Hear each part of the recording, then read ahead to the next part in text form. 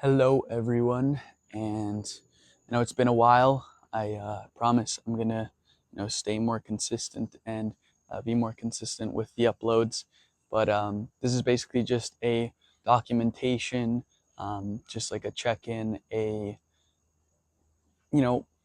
part of growing and in this journey is as you grow and things start to change, the changes are ever so slight. And even if they aren't, even if they are major changes, it's really hard to realize that when you're the person who's going through them.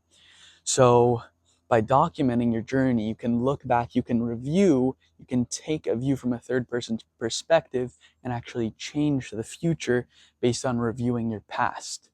So basically what I'm trying to say in less complicated terms is I've always regretted when I wasn't documenting my journey.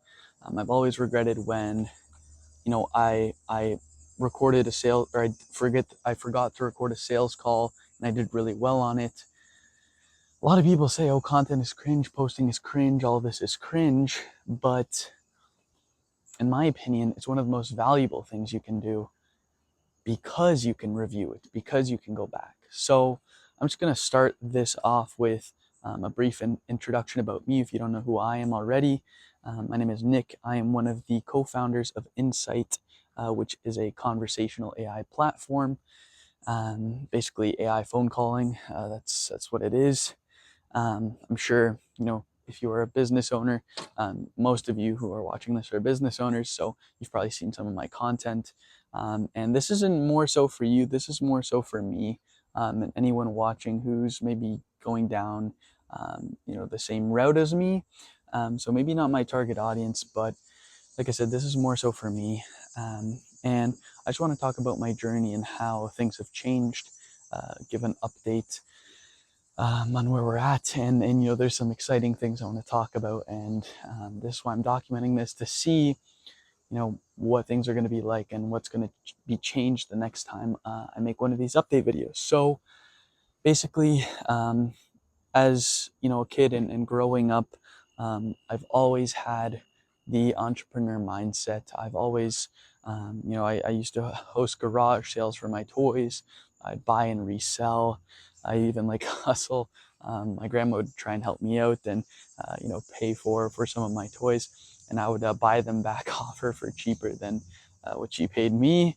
I've always been a hustler, but I'd say my first real entrepreneur experience was not even a year and a half ago now, when I tried exterior window cleaning. So basically how it worked is I saw this guy online. His name's Josh Lester, and he's pretty big now. He even has a course. At the time, basically what he would do is door knock on strangers' doors, and go door to door. And he has like a 500K a year business, window cleaning business, and he's crushing it. It was him and his brother, and they got to a certain point where they had teams of salesmen and in training. And I saw that, and I I went to my dad and I told him, "Hey, listen, I'm gonna do this. With my own money, I was gonna go buy materials, the poles, the cleaning equipment, everything that you need to start cleaning." And at the time, we had a family friend from Switzerland who was visiting us, and I told both of them, I was like, "Okay, I'm gonna go buy this, and I'm gonna start knocking on doors. I'm gonna start selling people window cleaning services." And my dad, including my family friend, they both laughed at me. They said, "Why would anyone answer, the door to you? Why would, anyone do this?" And to prove their point and, maybe not waste 2 grand, I said, "You know what? Maybe they're right, or not maybe they're right. I know they're wrong." So basically what I did is I went next door, so just in my neighborhood.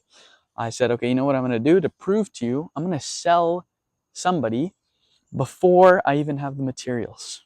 Okay, before, I've never cleaned a window in my entire life. I have no idea how to clean it. I don't know any of the materials required.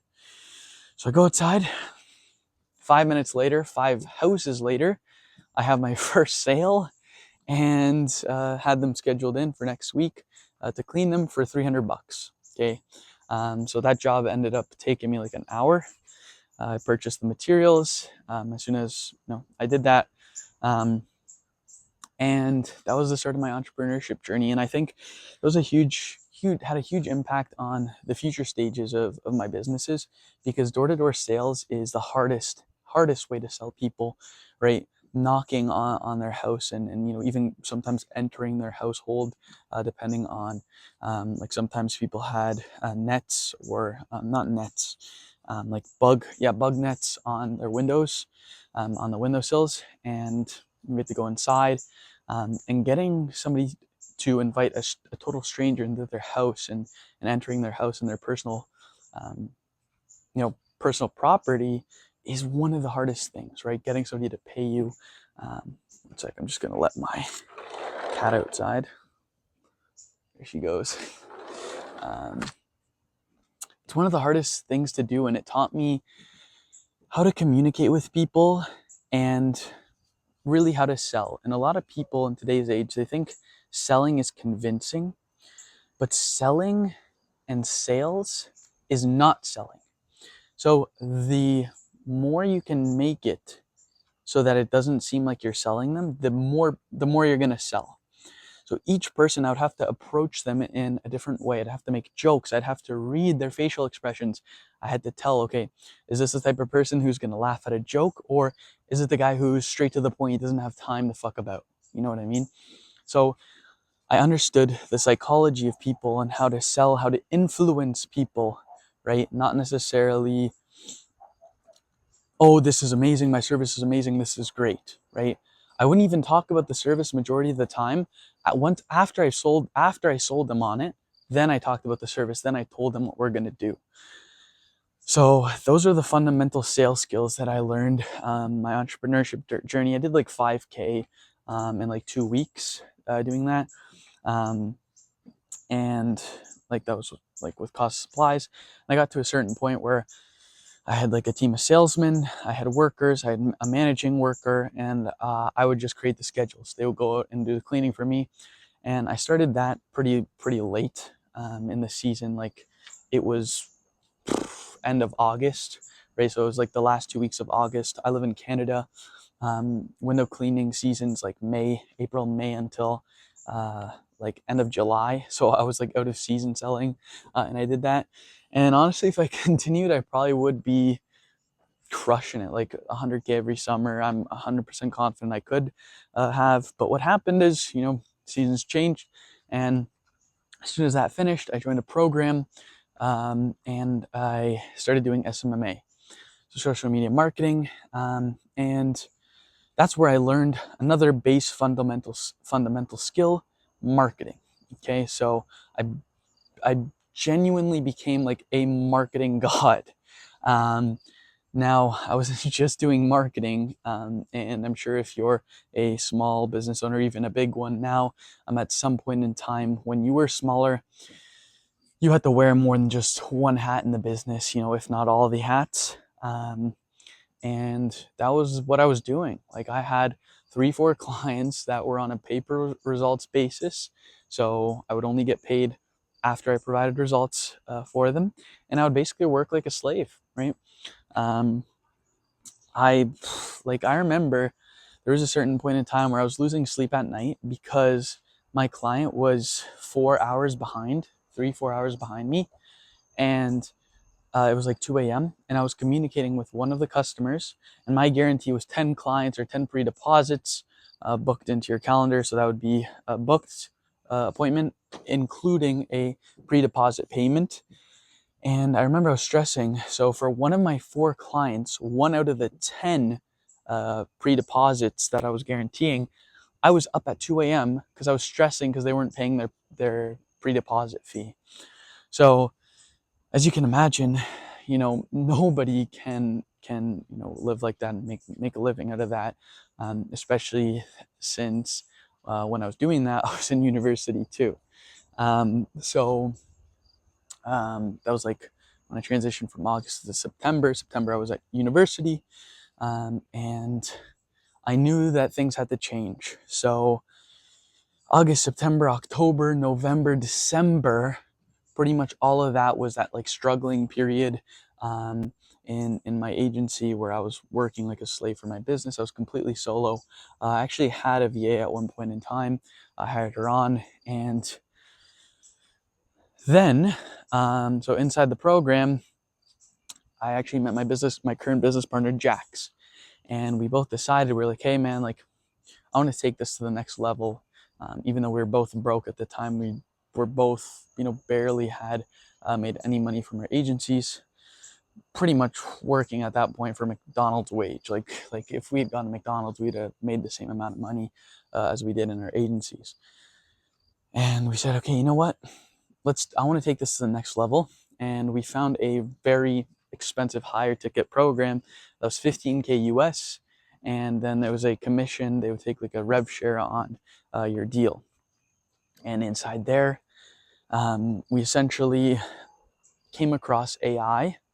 And it was a platform called Air. And we essentially had some connections through there, and we were able to sell the platform.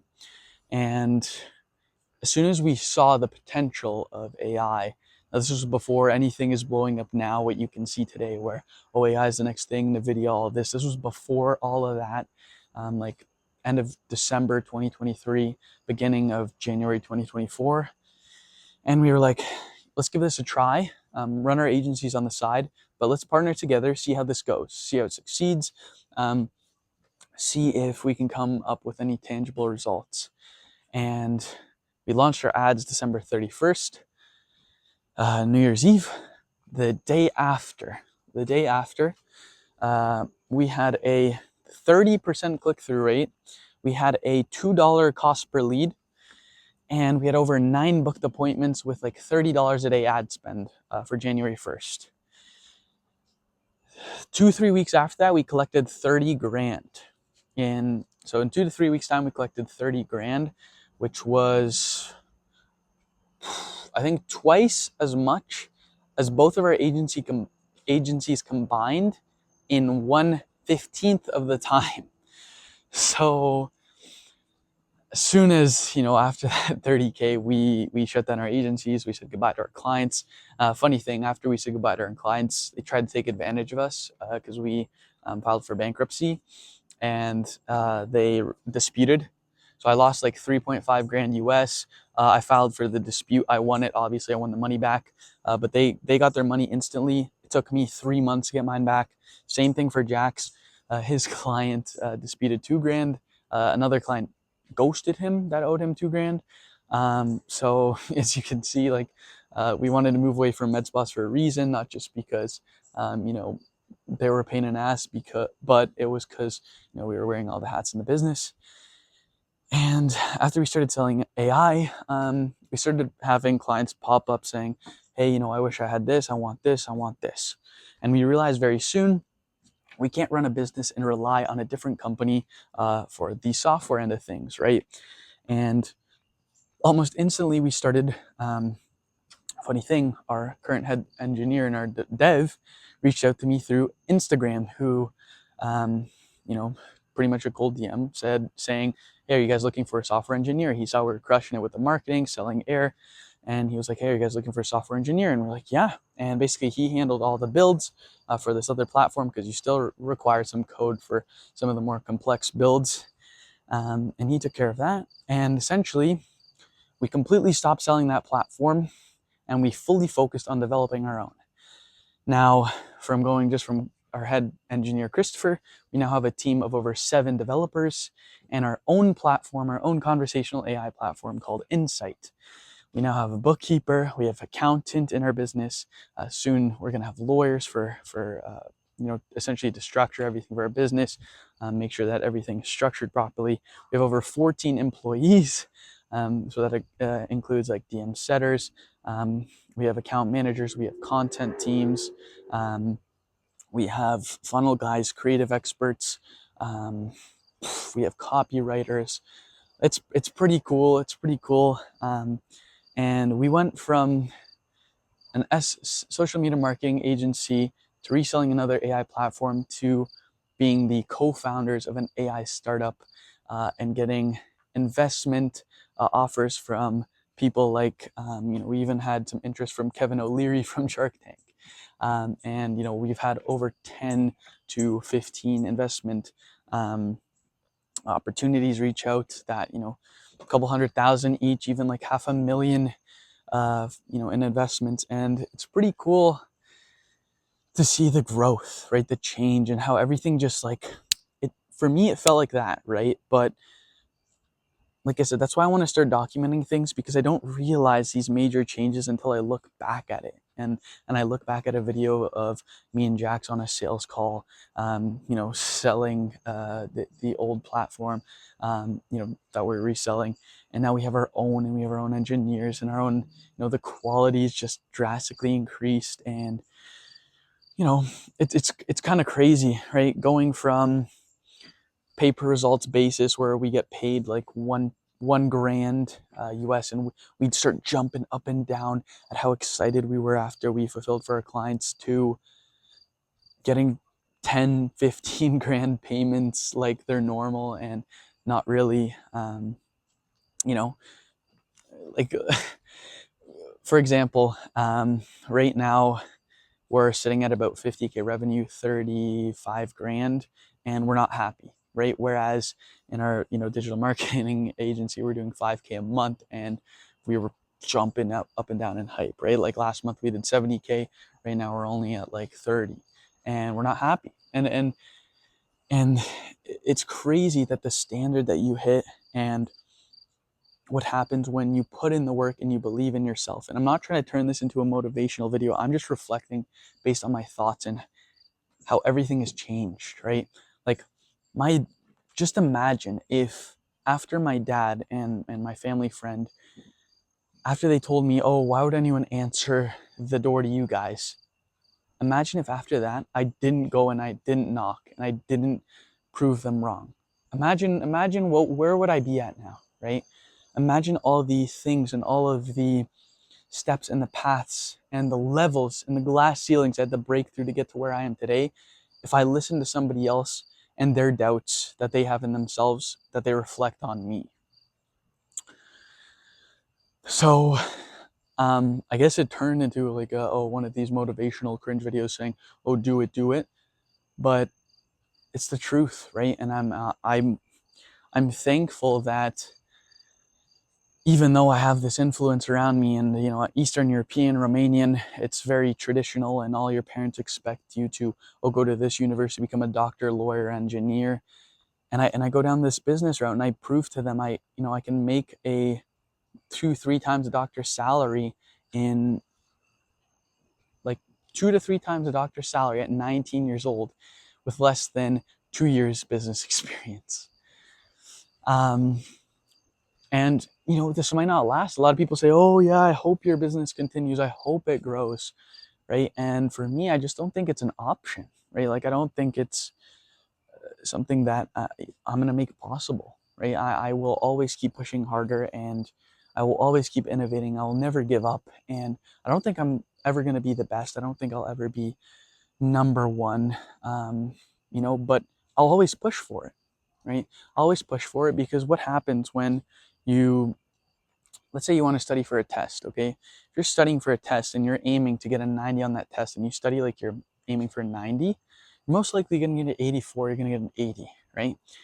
If you aim for number one, most likely you're going to get number two, number three. If you aim to be way past the difference from number one to number two, you'll probably be number one, right? And I think that's the most important thing. As long as you put your mind into it and you go after your goals and you don't listen to anyone else when they say you can't do it, anything is possible, right? 19-year-old AI startup co-founder, right? Technically from investors, we're valued at over $500,000, right? I would say even more based on our revenue, but it's crazy to think. And like I said, this is just for documenting my journey. I want to look back at this, and I want to learn. I want to see how it was. I want to see what I need to change. And I need to be grateful, because like I said, it's hard to it's hard to be grateful when you keep aiming for more, right? So I need to understand, like, the fact that we did we're on track to do probably 50, 60K this month is good, even though last month we did 70, right? It's good. um, Now that's not to say it's good enough, right, where I want to be at, but it's good, it's amazing. um, and yeah, that's my story for now. I'm gonna do another one of these where, who knows, maybe it will be an IPO the next time I speak. Who knows, maybe we'll have 100 employees be valued at 50 million, right? We'll see. My next YouTube video might be titled how I made a $10 million exit at 20 or 21, right? For like my updates. Obviously, I'm going to continue uploading on YouTube, but yeah, hope you guys enjoyed this one. And yeah, it's getting dark here, so I need to end it. By the way, this is not my house. This is my dad's house. I still live in my parents' house, but me and Jax are planning to exit October. So we're going to move out October. We're actually meeting for the first time in a week. We rented out a nice luxury penthouse. We're going to have some nice cars we're going to play with. But yeah, so don't think this is my pool or my house. This is my dad's. He's an engineer, went to university, got his master's. So you can still succeed with going to school. I just took a different route, and I want to get there. I want to get here quicker, right? I want to have, you know, an even nicer house than this at half his age. But anyways, take care, guys, and yeah, it's getting pretty dark. So I'll see you in the next one.